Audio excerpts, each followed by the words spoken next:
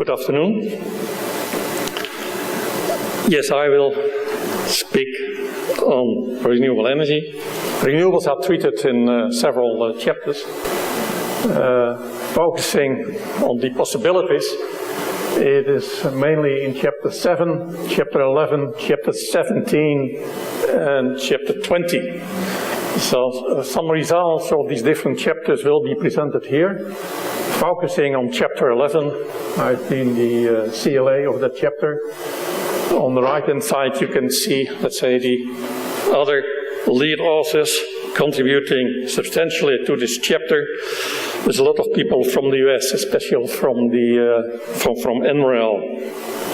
Let me then continue with just giving some numbers presented in the chapter, but I also will present some additional slides on more recent developments.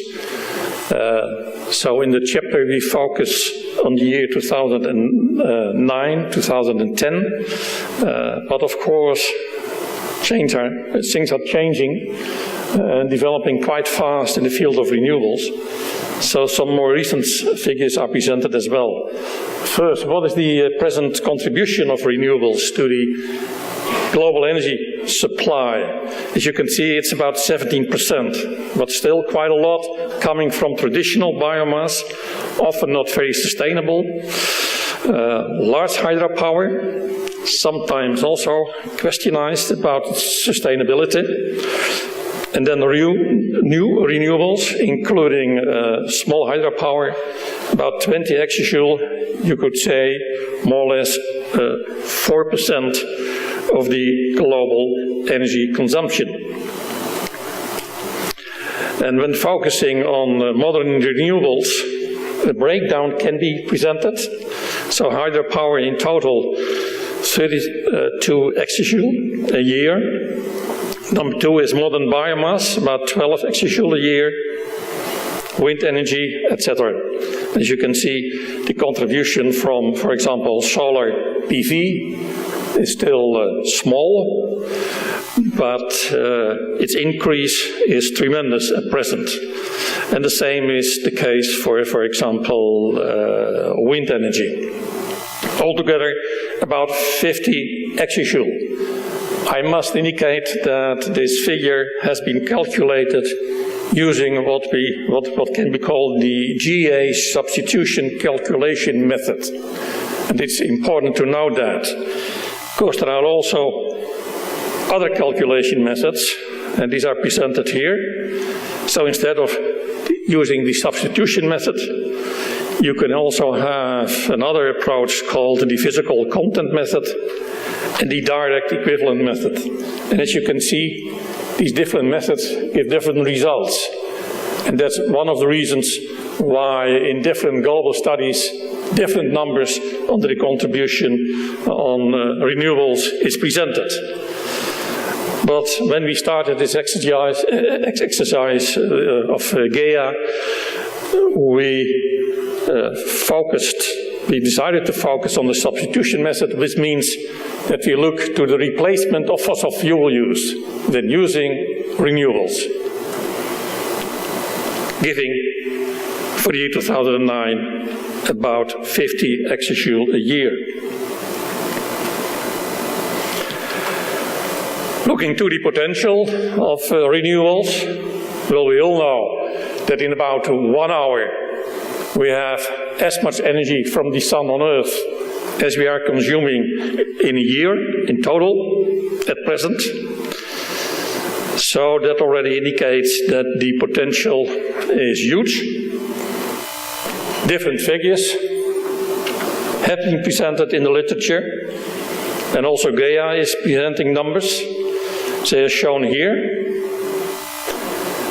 The first one is from the World Energy Assessment, published about 10 years ago. The final one of GEA, and in the middle the special report on renewables from IPCC presented in 2011. And there are some big differences, but the major remark when looking to the figures of GEA should be that here we did not include the conversion efficiency of using renewable technologies. So, for example, in the case of OTEC, ocean thermal energy conversion, if you enter there a conversion efficiency of 3%, then and that is done, for example, in the World Energy Assessment and also in the IPCC report, then of course the figures presented in GEA should be reduced. But in total, the conclusion is that several times the present energy consumption at least, and potentially 10 times or more of the present global energy consumption can be covered by renewables. It is impossible in this time frame to discuss all the different technologies, so I will just focus a little bit on 3 of them. The first one, biomass, then wind, and then solar photovoltaics. And in this slide you can see the different routes. That's on the small figure on the left, on the left hand side. There are many technologies to produce heat, electricity and fuels. They are all discussed in the chapter. Some results are indicated here, showing, for example, a tremendous increase in the last 5 years with respect to biodiesel production and also bioethanol production, less with electricity and with heat. Also, the total contribution is indicated, as well as the present and future expectations about the production costs. In the figures number 2 on the bottom, you can also see that, for example, ethanol production in Brazil, which originally was started at a cost level much higher than, for example, gasoline production in Brazil, that at present it has turned around, and bioethanol is less expensive than gasoline. So you need some initial investments to achieve such a situation. In this case, Brazil has taken the lead. In other technologies, other countries are doing it. For example, Germany in the case of photovoltaics. You can also see on the right-hand side a figure indicating the greenhouse gas emissions associated with using biofuels. And that's a major issue. Sustainability of biomass is much debated. Land use is an issue. Competition with biodiversity and food production. But also in some cases, the CO2 emission, or more general greenhouse gas emissions of biomass, is not such that it is lower than in the case of using fossil fuels. In many cases it is, but you have to be very careful about that. On the other hand, options can be developed, and they're also discussed in the chapter, where biomass is decreasing the CO2 concentration in the atmosphere, especially if biomass is combined, biomass energy use is combined with CCS, carbon capture and storage. In the case of wind energy, we've seen also huge increases in the last 5 years, on average an increase of close to 30% a year. The size of the turbines has increased. The investments are tremendous in the US as well as in Europe. Costs have come down, but rather recently they came up again. So cost is certainly an issue. Cost reductions can be achieved, but it's not an easy way to do that. focusing on solar photovoltaics, the increase in installed capacity has been close to 45% a year in the last 5 years. And that more or less continued the last few years. So, for example, in 2009 we had an installed capacity of 24 gigawatt globally, 2010 40 gigawatt, 2011 70 gigawatt. So that is an interesting development. It's also interesting because, let's say, solar electricity is becoming competitive with grid electricity, especially for small consumers. At least that's the case in my country, in Western European countries more in general. And one of the reasons is that small consumers have to pay high prices for electricity, for fossil fuel power plants mainly. So cost in the range of about 25 to 30 cents per kilowatt hour for small consumers, that is normal. And that makes photovoltaics at present, for example in my country, the Netherlands, very interesting. You earn more than putting your money in photovoltaics on the top of your roof than putting your money on the bank. So that's interesting. And that situation makes that even with hardly any subsidy from power plants, from the government, photovoltaic introduction is taking place. Meanwhile, and that's shown on the right-hand side of the slide, on the figures on the bottom, the energy efficiency of solar cells is steadily increasing, and certainly we are not at the end of the race. So in the longer term, efficiencies like, for example, 30% of solar cells can certainly be accomplished, and even higher. So, some trends on renewables, looking to the situation when we drafted the World Energy Assessment, focusing on the year 1998, and now 12 years later. There you can see that indeed wind power has increased tremendously, about a factor of 20. In the case of solar PV, this increase is even much larger. And the same with some liquid fuels from biomass. Also, the investments are steadily increasing. In total, we had investments in renewables in the year 2010 of about $230 billion US. And if we exclude the investment in large hydro, it was about $190 billion US, which is nearly a 100-fold increase in comparison with the year 1990.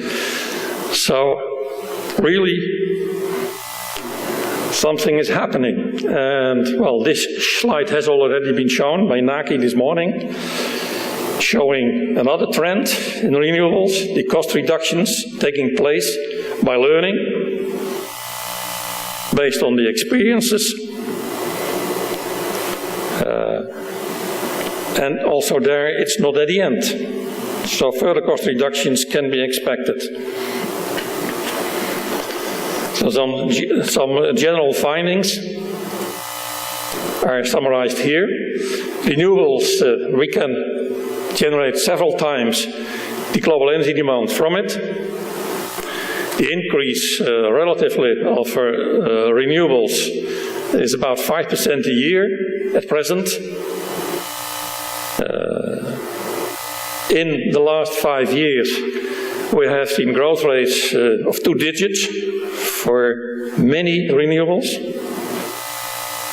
230 billion investments, dollar investments, which is tremendous. contribution 17% in total, 90% in the electricity supply. And in 2010, the addition of renewables was about one third, so looking to the investments of all global power capacity additions. And the conclusion that we draw in our chapter is that renewables are really beginning to change the energy paradigm. What were major developments in 2011? Well, we have seen a continued growth. It increased again by 17% in general. Investments that exceeded the investments in fossil fuel technology. About half of the new electric capacity installed worldwide was from renewables. About 5 million people working in the renewable energy industry. And a lot of countries have targets at present for renewables. And 109 countries have also policies, for example, subsidies or feed-in tariff policies or obligation policies. But there are many policies that are applied to speed up the implementation of renewables. However, due to the economic and financial crisis at the present, we also have to acknowledge that in the year 2012, the investment level has come down in comparison to 2011 with 11%. And also in the first quarter of this year, we've seen a further decline, as shown in this figure on the right-hand side. So that's more problematic. When looking to the future, well, we will have tomorrow the presentation of the scenarios, but this is one of the outcomes, focusing on renewables, indicating that in the different Gaia energy pathways, renewables could contribute, well, more or less between 30 and 75% of the energy use, energy consumption in the year 2050. And there are countries or regions where this figure is even close. In theory, it's possible close to 100%, for example, in Latin America.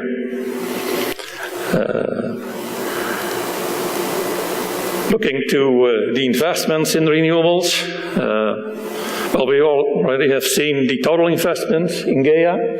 Looking to the different pathways, this presents a breakdown for the different technologies.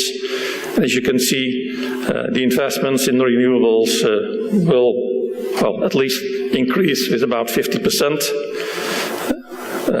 in these pathways, up to about a factor of 5 increase on the high-end side. So some conclusions. Renewables have to play a major role in achieving low-carbon energy supplies. Strong growth in renewable energy, beginning immediately in the pathways, reaching between 165 up to 650 exajoule a year by 2050. Looking to bioenergy, the contribution is in the range of 80 to 140 exajoule a year by 2050, which is rather moderate, I would say, and can be done in a sustainable manner. That's the conclusion from Gaia. Also, biomass plus CCS seems to be a necessity to achieve negative emissions and to stay below the 2 degrees target. And also the in-system integration. It's one of the conclusions of the chapter.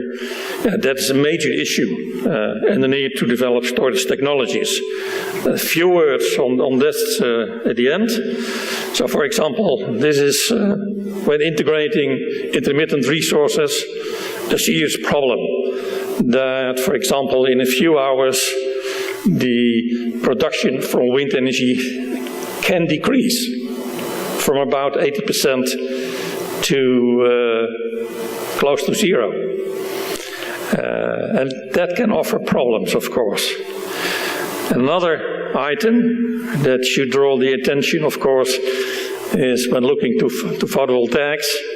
We have, of course, an energy in daytime, but not in the night, and also in summertime it's much more energy production. There is much more energy production than in wintertime. So storage is a major item apart from other issues that have to trigger us. So to deal with the integration issue, such that the reliability and affordability of energy supplies can be guaranteed, especially if the contribution from renewables is coming above, you might say, about 20 to 50%. And we can see that, for example, in Germany at present, and in Denmark. We have to diversify the energy supply technologies as an answer. We have to enlarge the balancing regions to increase the access to larger pools of generation and demand options. We have to ensure the access installation of new transmission lines, for example, high voltage direct current transmission cables. We had to add flexible responses by load management, vehicle-to-grid systems. We have electric transportation, and storage capacity and storage on different timescales, from seconds to days to months to years. We have to improve the forecasting technologies, forecasting of variable generation. System-level planning is a major issue. So how to combine renewables with the, let's say, more fossil fuel technologies in an optimal manner.